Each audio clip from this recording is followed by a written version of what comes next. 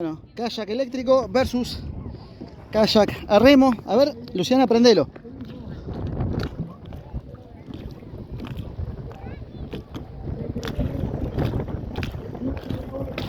Muy bien. No importa, vos seguí. Qué caño ese kayak, por Dios.